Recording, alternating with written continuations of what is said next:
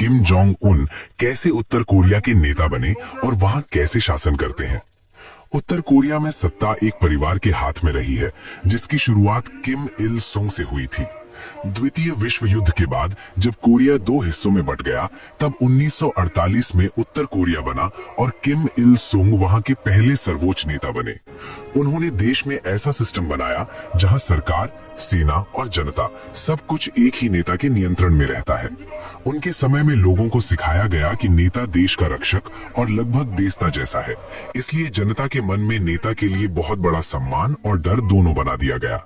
बाद में सत्ता उनके बेटे किम जोंग इल के पास आई, जिन्होंने 1994 से देश को चलाया। उनके समय में सेना को सबसे ज्यादा ताकत दी गई और देश में परमाणु हथियार बनाने का कार्यक्रम तेजी से शुरू हुआ, ताकि दुनिया के बड़े देशों से डरने की बजाय उन्हें चुनौती दी जा सके।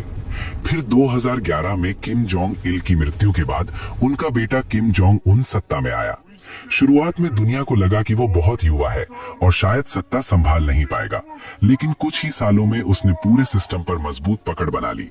उसने सेना के कई बड़े अधिकारियों को हटा दिया और कुछ को सख्त सजा भी दी, ताकि कोई उसके खिलाफ ना जा सके।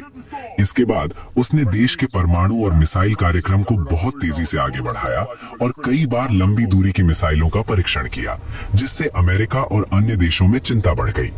उत्तर कोरिया में शासन का तरीका बहुत सख्त है। वहां मीडिया पूरी तरह सरकार के नियंत्रण में है, इंटरनेट आम लोगों के लिए लगभग बंद है और सरकार के खिलाफ बोलना बहुत बड़ा अपराध माना जाता है। सरकार लोगों को ये दिखाती है कि उनका देश मजबूत है और बाहरी दुनिया उनके खिलाफ साजिश कर रही है, इसलिए नेता और सेना का समर्थन करना जरूरी है। किम जोंग उन अक्सर सेना की परेड, मिसाइल परीक्षण और बड़े भाषणों के जरिए अपनी ताकत दिखाते हैं, ताकि देश के अंदर और बाहर दोनों जगह ये संदेश जाए कि उत्तर कोरिया कमजोर नहीं है। यही कारण है कि आज भी वहां वही परिवार सत्ता में है और किम जोंग उन दुनिया के सबसे रहस्यमयी और शक्तिशाली नेताओं में गिने जाते हैं।